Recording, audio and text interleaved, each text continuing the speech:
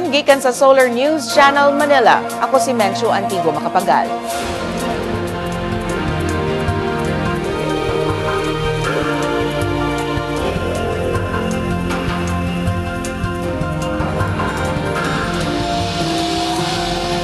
Ani ang mga balita alang sa Kabisayan ug Mindanao. Nadaot ang kapin 7,000 ka ektarya sa umahan sa Davao Oriental tungod sa grabing pagbaha. Mahatagan na og permanenteng balay ang libuan ka mga naigo sa bagyong Yolanda gikan karong tuiga hangtod 2016. Mipasalamat si Presidente Aquino sa Department of Social Welfare and Development sa padayong pagserbisyo niini luyo sa mga pagsaway. O gikalingawan karon sa usa ka zoo sa Germany ang kaluha nga polar bear. Miabot sa kapin 7,000 ka ektarya sa umahan ang nadaot tungod sa flash flood o landslide sa lalawigan sa Davao Oriental dala sa grabing ulan taliwala sa low pressure area. Base sa record gikan sa Provincial Agriculturist Office sa Davao Oriental, adunay 7,664 hectares sa umahan ug 81 ka ektaryang fish pond sa 11 ka lungsod sa lalawigan ang nadaot. Sagad sa nadaot ang mga humayan, kamaisan, utanon, sagingan, abaka ug uban pang prutas ug ang kalubihan. Apektado sab ang livestock industry sa lungsod sa Buston tungod sa pagkamatay sa 300 ka manok, 50 ka baboy, 35 ka kanding, 150 ka pato ug usa ka kabaw. Matod sa Provincial Agriculturist Office, ilang gipaabot nga musaka ang ilang listahan sa danyos, sanglit maupay pagsugod pagpangabot sa report gikan sa mga apektadong lungsod. Giabisuhan sab ang mga mulupyo sa barangay Dahican sa Mati City sa dili pagkaon sa mga patayng isda tungod sa fish kill. Kini tungod kay giklaro pa unsay namatyan sa daghang isda. Hangtod kagahapon misaka ang gidaghanon sa nangamatay sa Davao Oriental. Miabot na kini sa 9 ka tawo ug usa ang missing. Nangayo si Davao Oriental Governor Corazon Malanyaon og dugang hinabang gikan sa nasudnong kagamhanan alang sa probinsya human sa grabing pagbaha nunot sa low pressure area sa Mindanao. Personal nga gibisita ni Malanyaon ang mga lugar sa Davao Oriental nga apektado sa baha. Matod ni Malanyaon, 2 ka barangay sa Buston ug 2 ka barangay sa Manay ang isolated tungod sa baha ug landslide. Doon na say sinkhole nga nakita sa mga barangay sa Makopa ug Suwakanga sa Manay nga dunay gilawmon nga 80 ka tiil. Mitanyag na ang kasundaluhan og barko ug helicopter aron mudala sa mga relief goods sa mga isolated nga barangay. Gihulagway na ni Malanyaon ang pagbaha nga halos susama sa pagbaha sa probinsya dala sa Bagyong Pablo ni adtong 2012. Misaka na sa 26 ang patay tungod sa pagbaha sa Mindanao. Gibutyag sa National Disaster Risk Reduction and Management Council nga 36 ang samdan ug 11 ang missing tungod sa pagbaha. Sobra 71,000 ka pamilya o dulan 340,000 ka tawo ang apektado sa pagbaha. Nadaot sab sa baha ang 71 kadalan ug 37 kataytayan sa Mindanao. Stranded ang kapin sa 200 ka pasahero sa mga pantalan sa Cebu ug Camarines Sur. Gibutang na sab ubos sa state of calamity ang kauswagan sa Lanao del Norte, 4 ka lungsod sa Davao del Norte ug ang Tagum City, 6 ka lungsod sa Davao Oriental, 2 ka lungsod sa Agusan del Sur ug ang Butuan City. 2 na ang namatay sa Northern Mindanao ug usa ang missing tungod sa grabing pagbaha sa Mindanao. Si Cheng Ordonez adunay detalye. Cheng? Menchu, nailhan ang mga patay nga sila si Michael Alhas sa Calamba, Misamis Occidental ug si Arlene Fuentes nga taga Jimenez, Misamis Occidental. Nakuryentehan si Alhas samtang nalumos si Fuentes.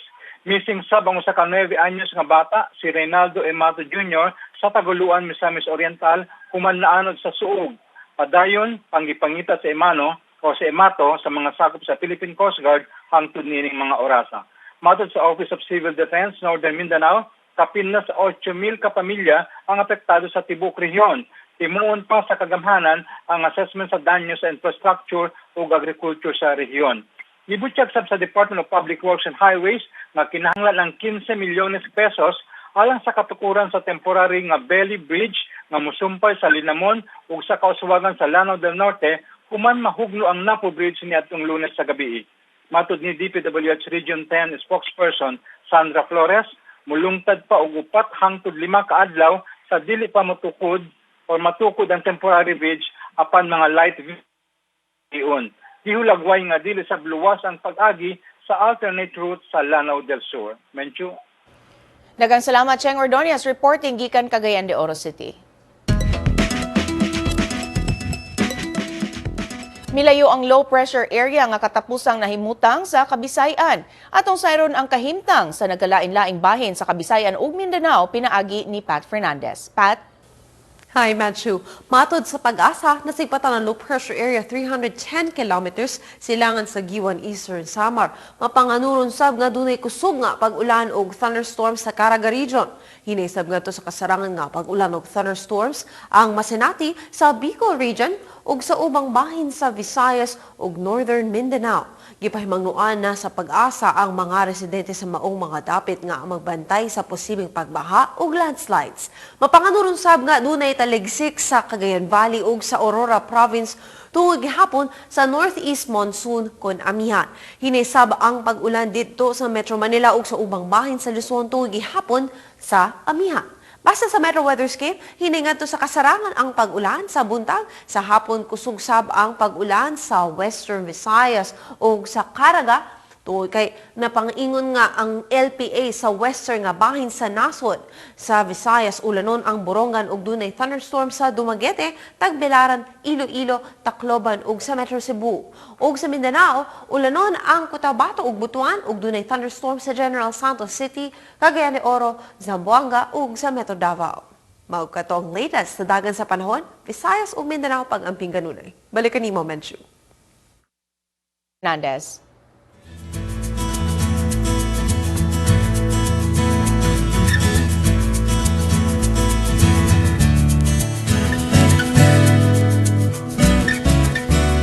Mahataga na og permanenteng balay ang libuan ka mga naigo sa bagyong Yolanda gikan karong tuiga hangtod 2016. Kini human tukuron sa National Housing Authority ang mga 60,000 ka permanent housing units sa relocation sites sa unom ka rehiyon sa nasod nga naigo sa bagyo. Matud ni Vice President Jejomar Binay, kinsa sab maoy pangulo sa Housing and Urban Development Council, himuon ang groundbreaking sa 8 ka relocation sites sa Leyte ug Eastern Samar karong bulana. Dugang ni Binay, gisusi na karon sa NHA ang mga permanent relocation sites, ang gidaghanon sa mga i-relocate nga mga pamilya ug ang design ug presyo sa matag unit.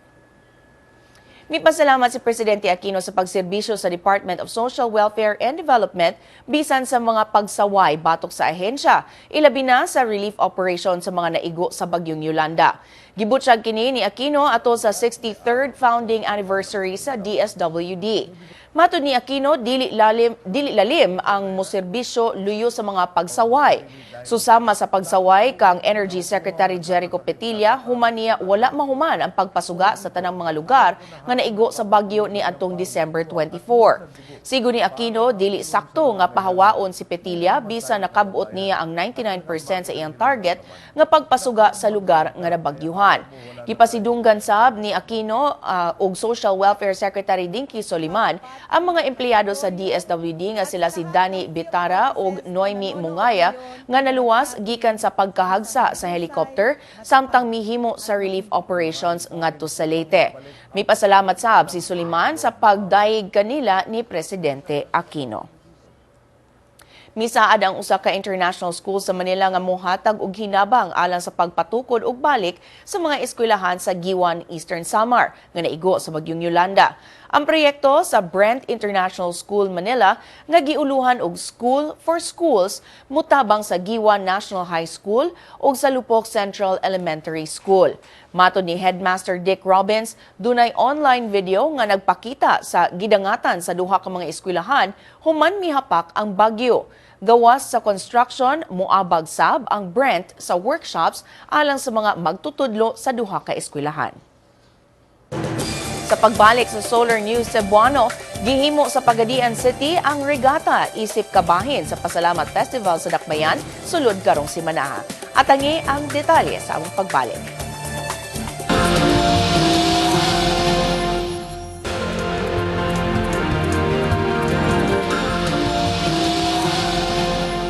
Hisaad ang social security system sa North Luzon nga padaghanon ang ilang mga miyembro gikan sa informal sector karong tuiga pinaagi sa paghatag og sayon nga paagi aron sila makabayad sa ilang contributions. Matud ni SSS Assistant Vice President for North Luzon, Luis Olais, gitumbok sa ilang alkansya program ang mga mamaligyaay, farmers cooperatives ug ubang asosasyon nga dili makakuha og social security benefits tungod sa ilang panginabuhian. Dugang ni Olais, gitanyagan na sa SSS ang sobra 63 ka asosasyon gikan sa Ilocos, Cagayan Valley ug Cordillera Region. Matid ni Olais, sobra 10,000 ka mga tao sa tulo ka rehiyon ang posibleng mahimong miyembro pa sa SSS. Pinaagi sa alkansya program, mohatag ang SSS og alkansya sa mga miyembro nga ilang butangan og sinsilyo og contributions nga inadlaw o sinimana. Sigon ni Olay sa unang tuig sa pagpatuman sa programa, dunay 75% success rate ang programa tungod sa mga babag sama sa dili pagkolekta sa contribution sa tukmang oras tungod sa pagbalhin og balay sa mga miyembro og uban pa. Gipatasan sa SSS ang contribution rate ni ini karong tuiga gikan sa 10.40% ngadto sa 11%. Aniyan ang front pages sa mga pamantalaan sa Sugbo. Sa Sunstar Cebu, giawhag sa Sitom ang mga driver nga magpailob tungod sa traffic alang sa nagsinabot nga Sinulog Festival. Sa Sunstar Super Balita, patay human gipusil ang usa ka sakop sa Philippine Navy sa Lapu-Lapu City. Og sa Cebu Daily News, nagsugod nagpanguli ang mga balikbayan sa Sugbo alang sa Sinulog Festival. Gisugdan kaganinang buntag ang dry run sa mga vessels alang sa fluvial procession karong Sabado sa alas 6 sa buntag alang sa Fiesta Senior. Posibleng dili makaapil ang mga motorbangka o gagmayng bangka sa parada tungod sa bawod gumikan sa low pressure area. Dugang detalye pinaagi ni Twinnie Malinaw. Twinnie? Yes, mention nagmalampuson ang dry run kaganinang buntag sa mga sakayan alang sa fluvial procession karong Sabado sa buntag. Gisusi sa Philippine Coast Guard ang kaandam sa mga sakayan nga mobiyahe. Sigon ni PCG Acting Station Commander Rodolfo Villajuan, milungtad og dulan duha ka oras ang dry run. Matod sa Coast Guard, mas sayo nga miabot ang mga sakayan sa target time nga alas 8 sa buntag. Magsugod ang fluvial procession alas 6 sa buntag karong Sabado. Gipaabot nga mahuman kini sa alas 8 sa buntag. Sigon ni Villajuan, ugma sa alas 10 sa gabi ang oras sa cut-off registration sa mga sakayan. Kaganinang buntag, 39 na ka mga sakayan lakip ang mga motorbangkas ang narehistro. Ang motor yacht Santo Niño gihapon ang gamiton nga galyon nga luwanan sa Senyor Santo Niño. Mahimo gihapong makatan-aw sa fluvial procession ang mga deboto sa First Mandaue-Mactan Bridge. Mensyo ang translasyon o ang pagbalhin sa imahe ni Senyor Santo Niño gikan sa Basilica paingon sa National Shrine of St. Joseph sa Mandaue ugmang adlaw sugdan og sayo. Inay alas 7 sa buntag himo na ang misa de translasyon sa alas 5:30 sa buntag ugma. Magsugod ang motorkada alas 7 sa buntag. Mensyo. Daghang salamat. Twinnie Malinaw reporting gikan Cebu City. Midaog isip Miss Cebu 2014 ang political science student sa University of the Philippines Cebu nga si Sherry Mel Dayan Muego. Midaog sab isip first runner-up si Eva Saiki Patalinghog. Second runner-up si Hannah Marie Gore. Third runner-up si Grace Ann Marie Yap. O fourth runner-up si Crystal Star Aberasturi. Sa ilang final question and answer portion, gipangutana ang tagsa-tagsa ka mga finalist unsaon nila paghatag o paglaom ngadto sa mga nabiktima sa bagyong Yolanda. Gitubag ni Muego nga kung maghiusa ang tanan, mahatagan og inspirasyon ang uban nga makabarog gikan sa kalisod. Gawa sa 60,000 pesos nga cash, nakadaog sab si Muego og trips paingon sa Singapore, Kota Kinabalu ug Las Vegas. Ang Miss Cebu lakip sa highlight sa Sinulog Festival matag tuig. Atong sayro ng front pages sa mga pamantalaan sa Mindanao. Sa Sunstar Davao, gitaho sa DPWH Davao Region nga 12 na kataytayan ang naguba tungod sa pagbaha sa dapit.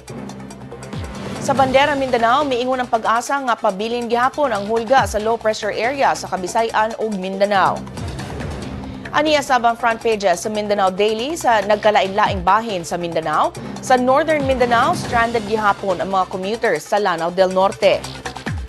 Sa Western Mindanao, samdan ang tulo ka pulis sa panagsangka nila tali sa mga miyembro sa Abu Sayyaf sa Sulu.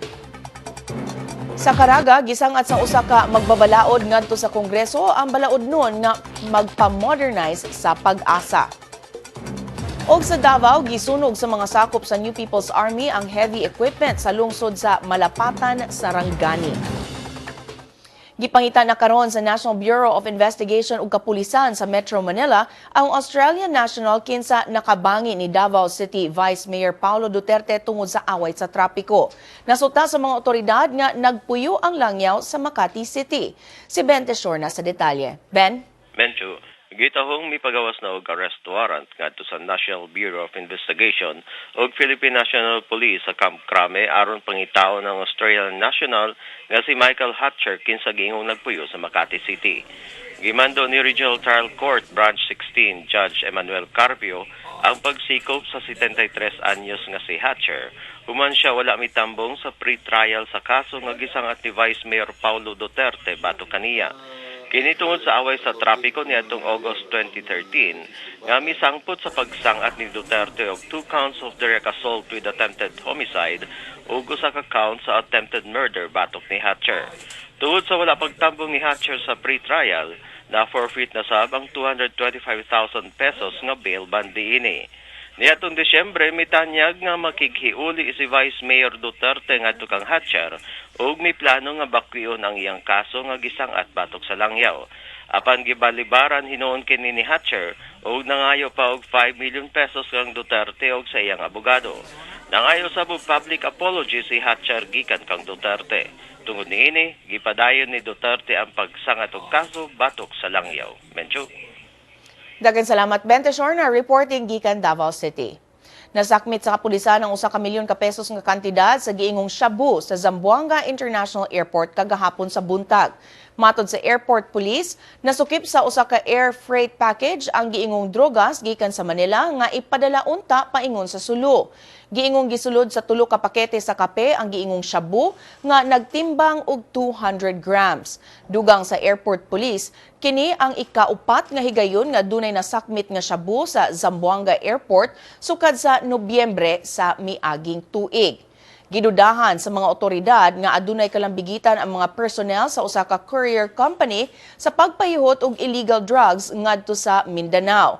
Kini human masakpan ang sulay pag-smuggle sa 1 milyon ka pesos nga kantidad sa shabu didto sa Zamboanga International Airport kagahapon. Ang courier company maoy gigamit sa paghatod sa illegal drugs gikan sa Manila padulong sa Sulu. Mga tinubdan sa Aviation Security Group, mibutyag nga ang ahensya nagsusi sab sa usa ka sindikato nga giingong nagtransport og illegal drugs gikan sa Manila padulong sa Sulu ug Tawi-Tawi. Agi sa Zamboanga isip transshipment point. Giimbestiga ang courier company human masuta nga dili menos 3 ka higayon gigamit ang kumpanya sa pagtransport sa illegal drugs. Gigamit kini sa pagtransport sa 500 grams sa shabu padulong sa Tawi-Tawi ni adtong November 8 ug sa 91.4 grams sa shabu padulong sa Hulo-Sulu ni adtong December 30. Ang drug bust kagahapon maunay ikaupat nga nahitabo sa Zamboanga Airport sukad ni adtong Nobyembre sa miaging tuig. Labing dako nga drug bust nahitabo sab ni adtong November 8 dihang nasakmit ang 17.4 kilos sa gidudahang shabu nga nagkantidad og dili menos 100 million pesos. Ang maong illegal nga droga gituuhan nga dad-on ngadto sa Malaysia. Gitudlo na ni Chief Justice Maria Lourdes Sereno ang ikatulong huwes nga mutabang sa husay sa Maguindanao Massacre. Si Judge Jeannie Gapas Agbada na ang muabag sa arraignment o pre-trial sa Maguindanao Massacre. Mato ni Sereno, desisyonan ni Agbada ang mga incident o motion nga dili makababag sa merito sa kaso. Tugutan sab si Agbada nga muhusay sa mga motion bisag pending kini sa mga higher court. Miagi una sa kalisod ang 30 kasakop sa Subanen tribe sa Zamboanga, Sibugay nga mi-graduate sa ilang handicraft training. Atong sayron ang detalye, pinaagi ni Jong Kajon. Jong? Mencho, gihulagway nga naglisod ang mga handicraft training tungod kay ikinahanglan nila mulabang sa mga dagkong suba sa Zamboanga Sibugay aron lang makatapos sa ilang training. Gipagayon ang training sa naglalaing disenyo sa basket weaving sa tilan sa bukid sa lungsod sa Diplahan sa Zamboanga Sibugay. Ang mga training sakop sa mga kabayan Subanon tribes gikan sa Pangkislabukan, Legion Subanon, di Ginuman sa lungsod sa Diplahan. Matod ni National Commission on Indigenous Peoples Western Mindanao Director Salong Sungkod, makatabang ang handicap business ang kadaghanan sa supply sa ratan sa dapit. Gipanguluhan sa Department of Trade and Industry o sa National Commission on Indigenous Peoples ang handicap training program. Naglaom ang National Commission on Indigenous Peoples o ang Department of Trade and Industry nga pinagi sa training mahawas na sa mga masakop sa subanan sa kalisod. Mincho? Daghang salamat Jongka John reporting gikan Pagadian City. Gihimo dito sa Pagadian City ang regata isip kabahin sa Pasalamat Festival sa Dakbayan sulod karong simanaha. Gihimo kini sa port area kagahapon sa buntag isip usa sa mga SEA Games activities sa Pasalamat Festival. Lakip niini ang pump boat race, boat paddling race, swimming relay contest ug uban pa. Giapilan kini sa 12 ka barangay sa syudad. Midaog sa swimming relay ang taga-barangay San Pedro, samtang sa boat paddling midaog ang taga-barangay Bomba. Nangulo sa regata ang Philippine Coast Guard, Philippine Ports Authority ug ang Maritime Police. Himuon karong adlaw ang championship race sa pump boat race. Sa among pagbalik, gikalingawan karon ang kaluha nga polar bear sa usa ka zoo sa Germany. Ang detalye sa pagbalik sa Solar News Cebuano.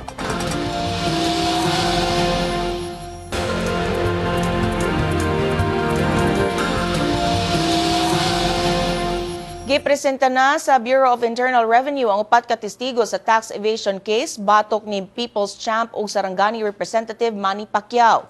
Ang usa sa mga testigo si Virma Clemente, Chief Revenue Officer sa BIR-NID, mihatag sa kopya sa final decision on disputed assessment kon FDDA ngadto sa opisina ni Pacquiao sa Batasang Pambansa ni adtong May 20. Matod ni Clemente, nadawat ni Erwin Hamora, sakop sa staff ni Pacquiao, ug igsuon sa iyang asawa nga si Jinky ang kopya sa desisyon sa assessment sa buhis ni Pacquiao. Apan, dugang ni Clemente, wala siya'y nadawat nga authorization letter nga maoy magpamatuod nga nadawat ni Pacquiao ang kopya sa FDDA.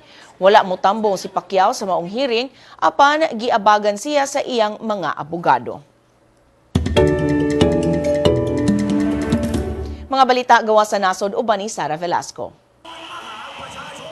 Subling miawhag ang opposition leader sa Thailand nga si Suthep Thaugsuban nga panaugon sa pwesto si Prime Minister Yingluck Shinawatra.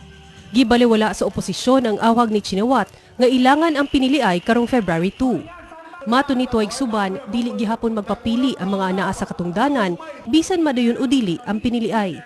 Libuan ka mga nagprotesta mipugos pagpapahawa sa mga opisyales sa Office of the Attorney General ug Office of the Council of State sa ilang tagsa-tagsa ka building. Anaa na karon sa ikaupat nga adlaw ang shutdown sa Bangkok. Gipasanginlan sa oposisyon si Shinawatra nga kurakot ug taw-taw sa iyang igsuon nga si kanhi Prime Minister Thaksin Shinawatra. Daghang mga babaeng Egyptian misalmot sa katapusang adlaw sa constitutional referendum sa nasod kagahapon. Gihulagway kini sa nasod nga dakong kalambuan sa kagawasan ug katungod sa kababayen-an sa Egypt. Mato ni kanhi presidential candidate Botayna Kamel, ang bagong constitution dunay 20 ka articles nga nagpromote sa katungod sa kababayen-an. Lakip sab sa konstitusyon ang mga katungod sa mga tigulang, disabled ug mga babaeng kabos sa Egypt. Apan sigon ni Kamel, kinahanglan gihapon ang padayon nga pagpangampanya sa mga kababayen-an sa ilang katungod aron hingpit nga matangtang ang diskriminasyon bato kanila. Hulipan sa bagong konstitusyon ang gipalabang nga balaod ni Egyptian President Mohamed Morsi kinsa gipalagpot ni adtong Hulyo sa miaging tuig. Gipaabot nga mahimo kining paagi alang sa bagong parliamentary ug presidential elections nga himuon sa Egypt karong tuiga. O gikalingawan karon ang kaluha nga polar bear nga 5 ka semana ang pangidaron sa zoo sa Germany human miabli na ang ilang mga mata. Kini ang unang higayon nga nakuhaan sa camera ang kaluha sukad sila gipanganak ni adtong December 9 sa miaging tuig. Makita sab sa video ang hugot nga pagbantay sa mama sa kaluha nga polar bear tungod kay huyang pa ang kaluha. Matod sa tagdumala sa zoo, 20 ka tuig na amilabay, so kadunay gipanganak nga polar bear sa ilang zoo. Sara Hilomed Velasco, Solar News. Kung buot ninyo matanaw pag-usabang episode karon sa Solar News Cebuano, i-like ang among Facebook page, Solar News Cebuano. Bisitahi sabang among website, www.solarnews.ph. Alang sa inyong mga sugyot o komentaryo, mahimo sab ninyo kining email sa solarnewscebuano@solartv.ph. Ug mao kadto ang Solar News Cebuano. Hangtod ug mapuhon, ako si Mencho Antigua Macapagal. Daghang salamat ug pag-amping Kabisayan ug Mindanao.